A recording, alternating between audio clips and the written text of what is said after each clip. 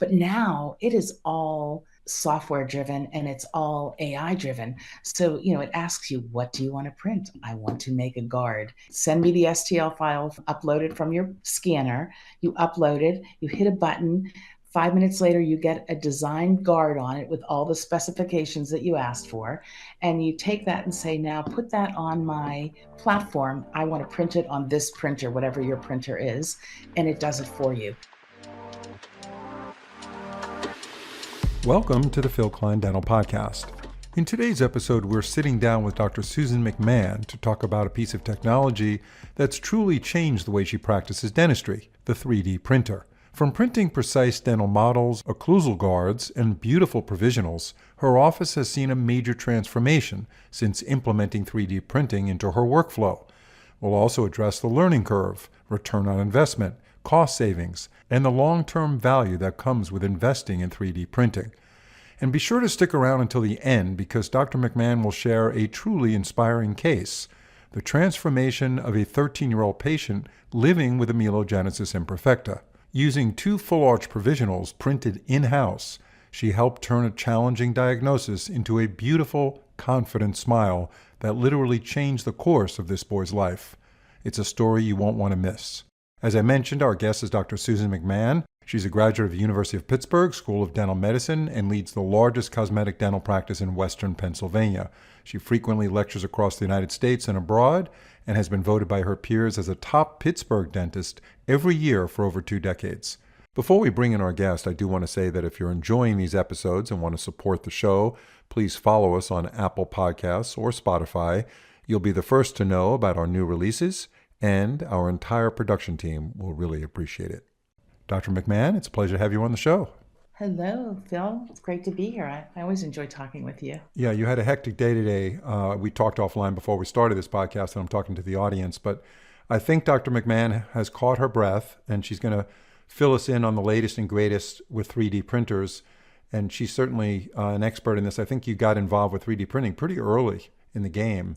Yeah. I've been printing in the office probably like 6 years now, something like that. Yeah, and that's, for technology, that's a long time. That's ancient. That's like archaeological time when you're starting to talk about technology, 6 years.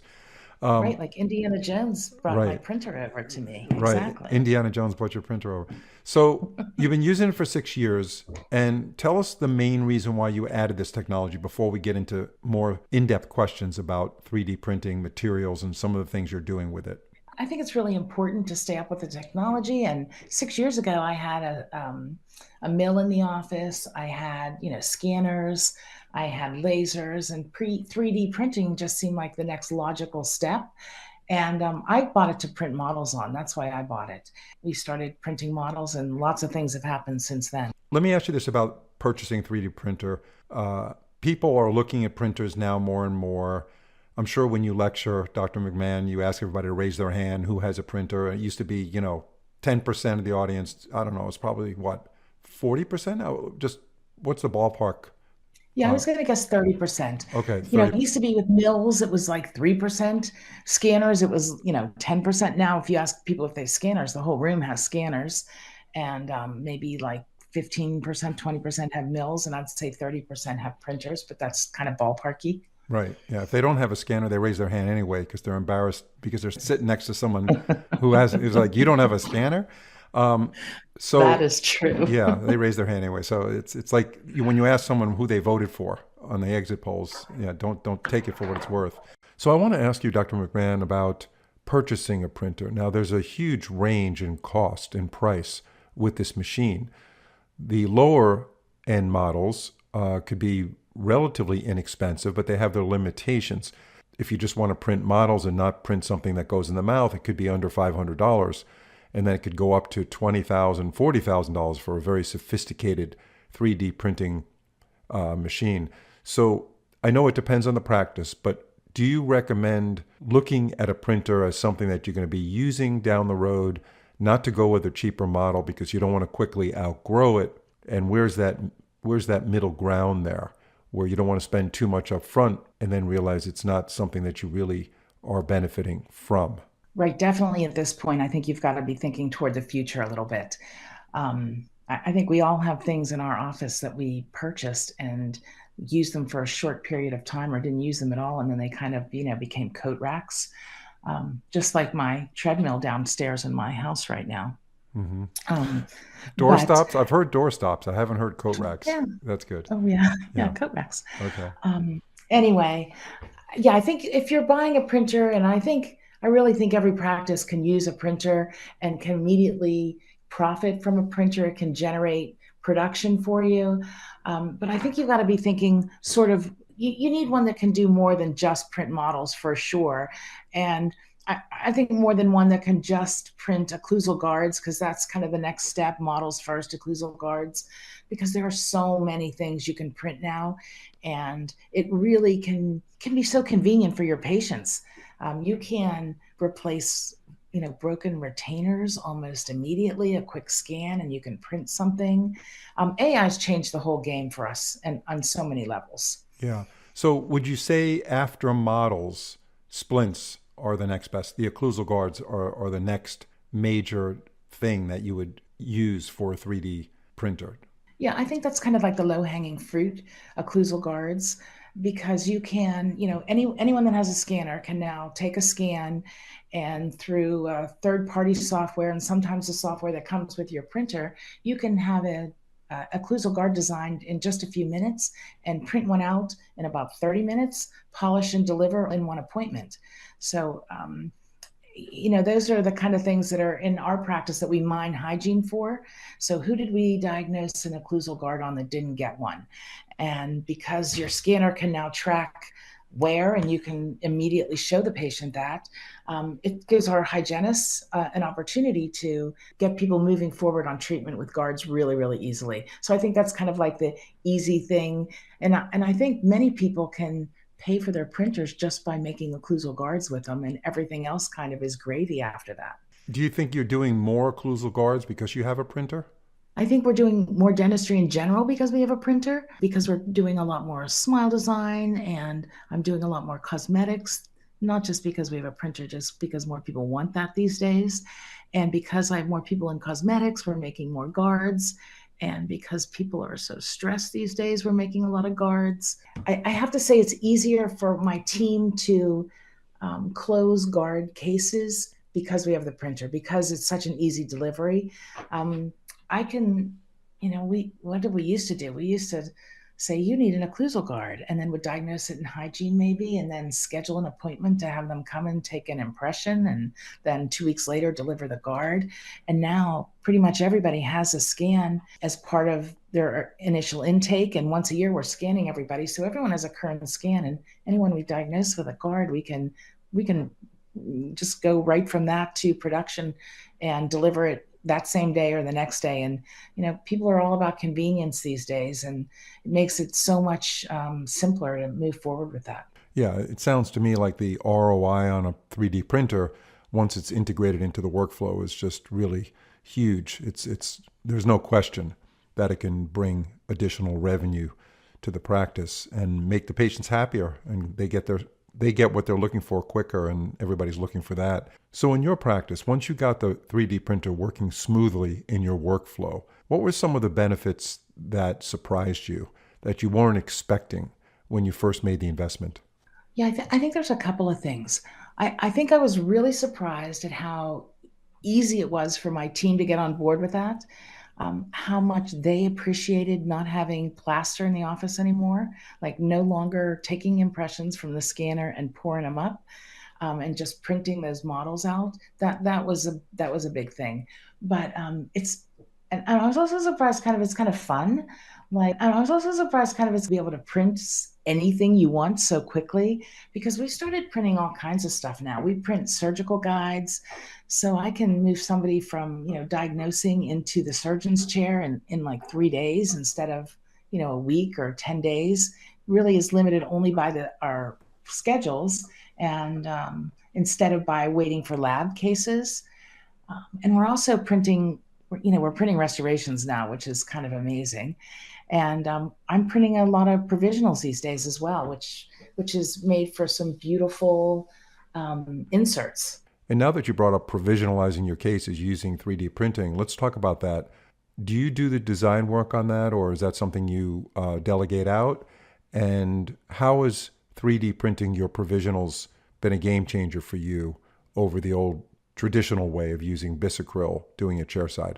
Yeah, this is one of my favorite things to do with my printer now is print my provisionals. I do a lot of cosmetics in the office, and how those provisionals fit can really make or break your case on a number of reasons, right? Like if you can make a beautiful provisional for somebody confidently, when you're diagnosing those cases like single anterior crowns or a couple anterior crowns, someone has old restorations on there, and you suggest to them that you want to redo those. Oftentimes they say things like this. How many times have you heard this? Oh gosh, I would love to get that fixed, but last time I had a temporary on there that was so bad and it fell off, and I just don't want to go through that again. I hear that a lot. And I hear that from patients that come to us from other offices too. I was sort of afraid to get that done by that office because last time they did it, it was just terrible. So printed provisionals can be absolutely beautiful and fit with perfect margins. So if I'm doing cases that are like 4 units or less, sometimes even 6 units, I'll prep the case, I scan it, do all the photography, and then I'm scanning it on a Trios, a 3 shape, and I will use the software, mark the margins that I'm going to mark anyway for the permanent restorations. And then I will design right on there. You can take a design you've done ahead of time and just marry it right on there on your margins. And I can print provisionals for a case like that inside of about 15 minutes. Maybe like 5 to 7 minutes in design and then another 10 minutes or so in printing it and polishing it, glazing it, and popping it in. But it'll be a beautiful provisional. Like it can be look as great as a final restoration. So I really like it for that. And patients appreciate that. Like they rave about that. Well, And the difference between like you said in the beginning, what they were used to and what they were objecting to as far as the unesthetic provisionals that they've had in the past compared to what you create, it's night and day. So they're going to be talking about it all day to their neighbors and their community, filling your chair up with more patients that want the same treatment. yeah, that is the plan. But it is true. It does help for referrals and word of mouth for sure.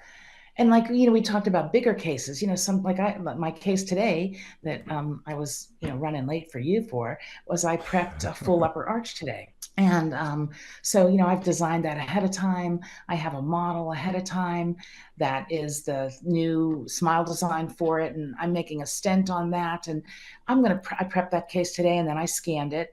And, but there's a single implant in that case that has to go in at some point. And we're going to keep this person in provisionals for a while those implants are good, while that implant is going in. So I'll scan that case and I made him a bisacryl provisional right in the chair today. And that it doesn't take me a ton of time because I've done them for a long time, but it might take me like 15, 20 minutes to provisionalize that and make it good. But I just don't care how good you are at bisacryl.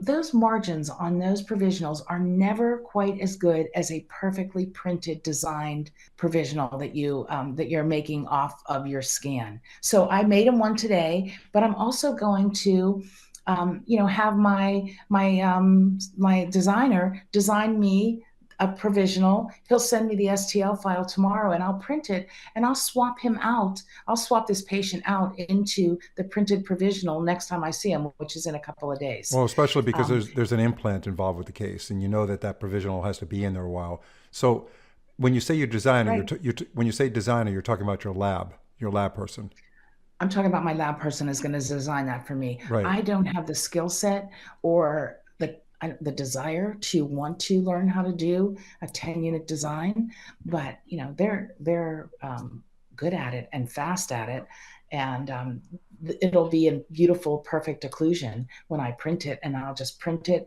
polish it up. I like to optoglaze it and characterize it a little bit, and it'll go in really easily. And I can like I'm gonna go on vacation, and I'm not gonna have to worry about that What patient what? losing his anterior provisional on number 9. So what's your go-to material for 3D printing provisionals these days? Yeah, there's a couple of companies that are making some decent provisional material, and one of my favorites is the Voco provisional material. It's just polishes beautifully. It has enough shade range for me. It's light enough, which is nice. The brightness of it, because I always say there's no provisional materials that are white enough for our patients, right? No matter how white they That's are, true. everyone's like, no, I want it to be whiter. Um, whether it's bisacryl or printed, but this Voca is really nice and white. And they also have other shades that we use, but it's strong. It has just enough flexibility in it for these long span cases that, I like to have a little bit of case I'm not lined up exactly perfectly, right? It still will seat. It can polish and hold that shine for a long, long time. And I do want to ask you, Dr. McMahon, about printing dentures using a 3D printer. I know you don't do a ton of dentures. It seems that based on my discussions with KOLs, both on this show and outside of it, more and more dentists are using either a hybrid approach or a full solution for dentures through their 3D printer. What are your thoughts on that? Right. I don't do a whole lot of dentures in my office, but I've seen a number of 3D printed dentures from some colleagues and see what they're doing. And I think it's pretty awesome and amazing. And I know they're using those same Voco products for that, the 3D printed dentures. I think there's such an application for that, especially with all on X's, the amount of people that are having extractions these days in preparation for all on X's that may not get implanted the same day as the extractions happen. I've been seeing a lot more of that in my office. And I refer to a colleague, and he's been printing these dentures, and I think it's pretty cool and very practical and really convenient. Yeah, and very affordable for the patient. I mean, if some patient wants to use it as a permanent solution and that's what they can afford, that would work too. So, a lot of dentists, when it comes to, and not only dentists, anybody who has a team of people working with them, they worry about the learning curve when you're bringing in a new technology. And in dentistry, you have a team, and you're obviously, Dr. McMahon, not going to do everything. You need to delegate, which you do in your practice. What's the learning curve that we're dealing with when you bring in a printer into the workflow? How tough is it to get everything running smoothly where the staff is confident that they're doing things right and you're confident that you don't have to be looking over their shoulder all the time? They'd laugh about that. Me looking over their shoulder when they're printing is like they're looking, they're trying to shoo me out of the lab while they're printing because they're so much faster at it than I am. So when we first started printing, there was a little bit of a learning curve.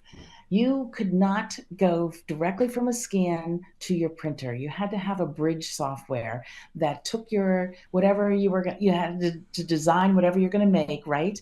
And then you had your design, and then you had to nest it on the printer, if you will. You have to put supports on it, and that's how the layers of material get laid down through these supports. And that's how it works on the platform. And that's hard for a lot of us. That was hard for me at first. I didn't quite understand what was happening, and there was a little bit of a learning curve with that. But now it is all software driven and it's all AI driven. So, it asks you, what do you want to print? I want to make a guard. Send me the STL file from uploaded from your scanner. You upload it, you hit a button. 5 minutes later, you get a designed guard on it with all the specifications that you asked for. And you take that and say, now put that on my platform. I want to print it on this printer, whatever your printer is. And it does it for you. So the learning curve is like ridiculously flat these days, I think. And I have a wide range of people that work for me in my office, right? I've got one like my main Nicole is super tech savvy and can fix all the tech problems.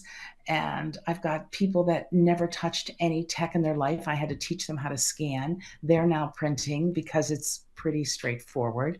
So I've got hygienists that will scan, what I'm saying, hygienists that'll scan now and will go directly to the printer and upload models and print them, and also upload things and make guards and print them. So let's talk numbers for a second. We all know that dentistry is a business and we have to treat it as such. So when we make an investment in something, it's good to understand the ROI, the expected return on investment. And I know it varies practice to practice. Talk about the return on investment of a 3D printer related to an office that adopts it for the basics, models and occlusal guards, for example. Right. I think you can see, I think it's one of the few pieces of technology you buy that you can directly see an ROI from. You directly can now print many things in your office, occlusal guards, instead of paying a lab fee for that and waiting, even if it's just 5 days for it, it's you're getting it immediately, and it costs maybe $45 to have someone else design it for you and then print it on your printer. Um, and you're getting it immediately. If you design it yourself, it's going to be just the material cost, which is probably somewhere around $7. So you can do that really easily. You also can do retainers and get direct money from that. You're not going to see a direct dollar figure from provisionals, but what you are going to see is increased referrals and increased confidence with doing those kind of cases.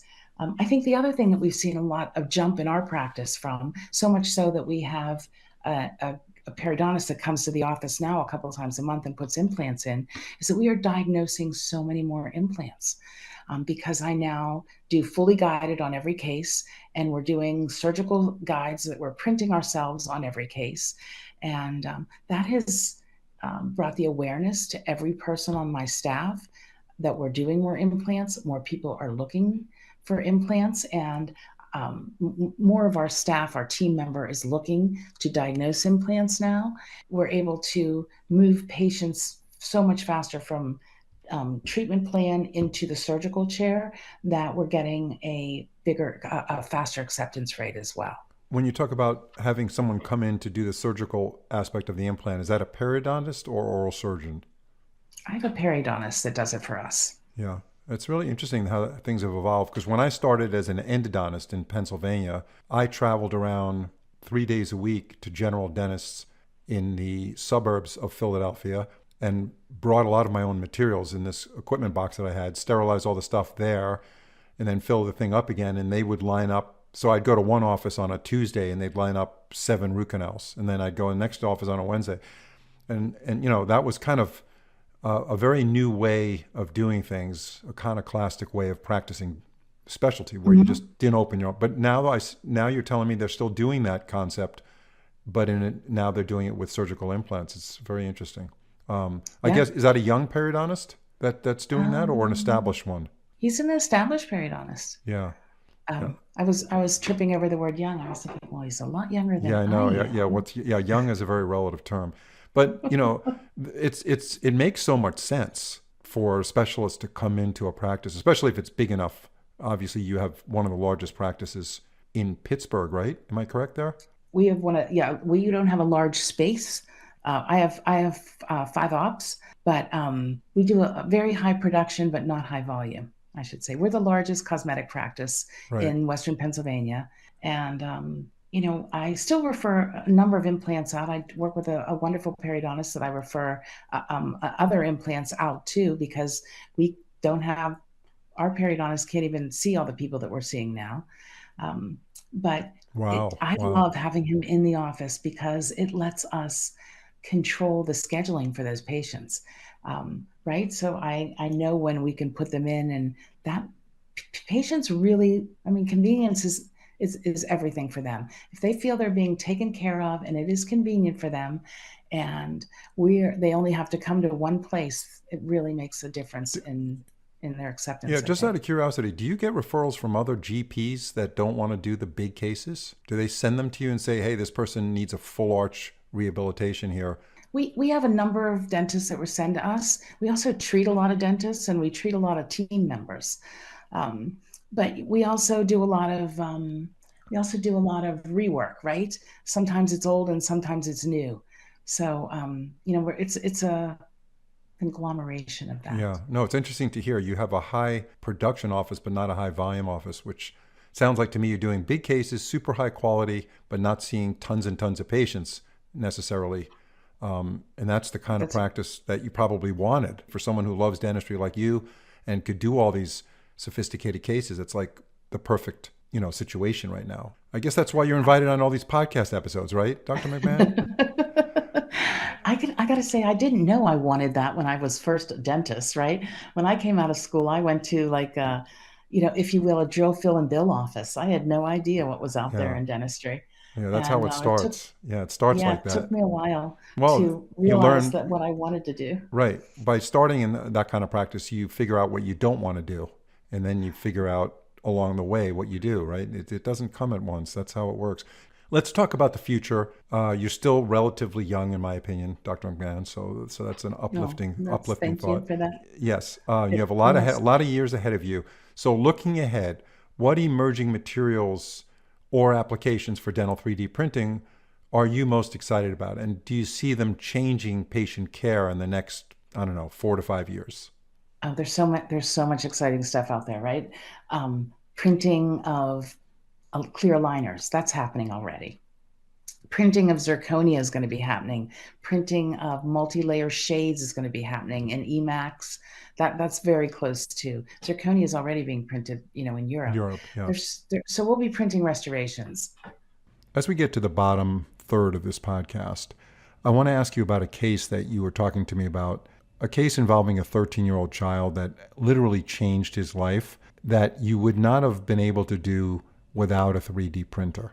Apparently, based on our discussion, this case was so phenomenally important and impactful and profound for this child that when you delivered it, tears were pouring down his face.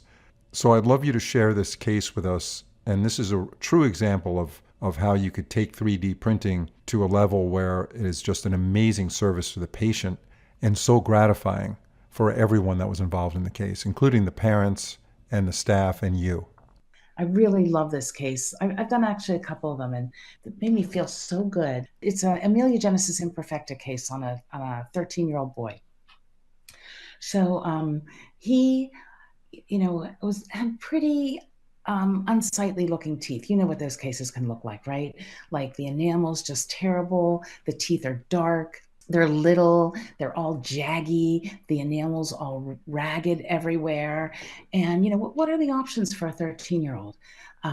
You could stainless steel crown some of his stuff. That's what happened when he was in pedo. And as his permanents came in, his parents didn't want to do that. And his case is not, first of all, it would be extremely expensive for them to restore his whole mouth at 13 years old, and probably isn't the right thing to do anyway, right? Right. Because I don't want to prep those teeth at all. Mm-hmm. And you can't put milled restorations on teeth the way they are, ameliogenesis imperfecta teeth, because the enamel is so ragged and the pits and fissures are super deep, but the cusp tips are almost pointy. So it's a perfect printed case. So I didn't do anything. I didn't prep his teeth at all. We simply scanned him. And then I had my designer, my lab guy, help me design restorations for all of his teeth. I think we did 24 teeth. 25 maybe. He's still missing one canine. We're waiting for one canine to come in. But we designed all the restorations. We opened him up vertically a little bit and printed them. And because of the nature of the printer, it doesn't have to be smooth like it does for a mill. If you're printing if you're milling ceramics, that intaglio surface has to be pretty smooth, or you're going to have areas where the burr can't get, where it can't mill it out. And then you're also going to have points of fracture. So with this printer, I did not have to do anything except I did like touch the cusps a little bit so they weren't quite so sharp. But we could design and print restorations that had a very intimate contact with his enamel the way it was. I didn't have to prep it away. I didn't take away any of his precious enamel. And I restored his whole mouth. And he looks like a new kid. Like he was so thrilled. And 13-year-old boys, like you're lucky if you can get a hello out of them Yeah, no, sometimes. that's a life-changing experience for the kid, and the low self-esteem, the social implications, the psychological implications of having that kind of condition, and then you turning that into what you did is just an amazing gift to that child. How long is it Right, I going to printed last? it with a ceramo resin material, so it's 60% ceramic. Hmm, So we don't know how long they're going to last because these are relatively new restorations, but I anticipate we're going to get 5 years out of it minimum. amazing. So, And what and was the he's time six. frame? How long did it take to do from start to finish? diagnosing and scanning. It took me about 10 days to get it all designed. And I put it in 2 appointments. So ten days to get it designed, 1 day to print. We printed all the restorations in 1 day. And then I had one arch went in, one appointment, next arch went in the second appointment. And it's been in a couple of months now. His mom sends me a picture every once in a while of him just smiling. He actually was crying when we put them in. He was so happy. So that should be videoed, and you should put that on your social media. The 10 days that it was being designed wasn't your time, so that was a lab. So out of your actual chair time, what do you think Oh, you spent on this case of your total time? time, I'd say 2.5 hours. I'd say an hour to insert the one arch, an hour to insert the second arch, and the first half an hour was, the scanning and the diagnosing. So, In and dental and, school, and because it took me 2.5 hours to do my first MO on a bicuspid. me too. 2.5 hours at least. Yeah, and it took me 5 days to do my first root canal, and I became an endodontist on a canine. It took 5 visits. Yeah, two I visits bet to it was get 2 visits to get a beautiful. lens film. 2 visits to get a lens film. It was like an hour and a half each visit. 3 hours to get my length, and I'm not joking. This is I what I know. dealt with. Dental school was, we didn't know anything. So Of course, right. yeah, so patients, I was right there with you. yeah, the patients thought we were doing a great job. So But that's a I great think what's story. Great story, Dr. McMahon. You yeah, should show what's that case remarkable, in every yeah. lecture you give. You should show that case. And it was really reasonable to do it. So, I printed those restorations for, a few dollars a piece. So I was able to do it for the patient for not a crazy amount of money. Even if it lasts 3 years. If it lasts, let's say it lasts 3 years, it probably will go 5. You make another one. You do it again. Right. And Hmm. if the patient doesn't have, because what would that before printing, and you had to do that fully through the lab, we're talking about, I don't know, how much money do you think it would cost the patient? It would be almost unaffordable for most people. Exactly. I think, what would we have done before that? We might have done like some resin kind of, I don't know, some A- sort of resin restoration on those. What would Additive, we have put on that? Yeah, just for sure. additive direct restorative, one Oh by yeah, that one, would have taken forever. forever. Yeah, forever. Yeah, forever. Like that would have taken, 15 hours of chair time to do that. Never look great and have plaque and bacteria all over them all the time. Or if you have a lab make those, I mean, what are they going to make them out of? Like some polycarbonate or something that you reline? Um, that still would be pricey. You'd still be paying, probably $60 a unit for that. And Yeah, and you got the it's occlusion really good. That's really important because you were able to get that occlusion exactly the way you wanted. They do have resin-based out of the box full crowns like for pedos, but he's not 13, is not a pedo kid anymore. But instead of using stainless steel crowns, they do have aesthetic full coverage mm, prefabricated crowns. But to do that on this kid one at a time would be, that's, and to get them all to work together with no interferences and get the occlusion right, you had the whole thing done through software. exactly. We would have had to resurrect GV Black to do that, I Yes, think. absolutely. But I'm just saying, what would be the options before 3D printing, which you've only been printing for 6 years, right? Right. They let these kids just be. They just Yeah. had to live with it a lot of times, a lot of times. And in fact, these kids almost, every one of them has a parent that has the same condition and they have a horror story to tell about it. Like, I didn't have this done until I was in college, and then they had porcelain fused metal, or, Hmm. sometimes they still have it in their mouth. And after we do the kids, then they are ready to go and get theirs done as well. But they want to make it different for their kid. They don't want their kid to grow up having to deal with those, like that dark, unsightly looking teeth. Yeah. It is like It's a very genetic psychologically, condition. Yeah. And yeah, we learned about it in dental school. damaging. I didn't see too many cases while I practiced, but I was doing endo. Just curious, how frequently do you see an amelogenesis imperfecta case? I see probably like 3 a year, 4 a year, and the more I do, the more I see. I guess that word gets around a little bit. Yeah. So now I've been seeing more of them. So I probably see like 4 a year, or and increasing. I've done a number of those cases. Yeah, since we've been printing and doing these, it's referrals from pediatric dentists because they're the ones that see these kids. And if we did one case for a pediatric dentist, and she's turned into our main referrer for those now. But it So, feels good. As always, Dr. McMahon, a great discussion, lots of great insight. Thank you for sharing your experiences in your practice with your 3D printing machines. And I think you covered a lot of territory here, and I hope our audience got something out of it. Thank you so much, and have a great evening. Thank you. Okay, you too. Bye now.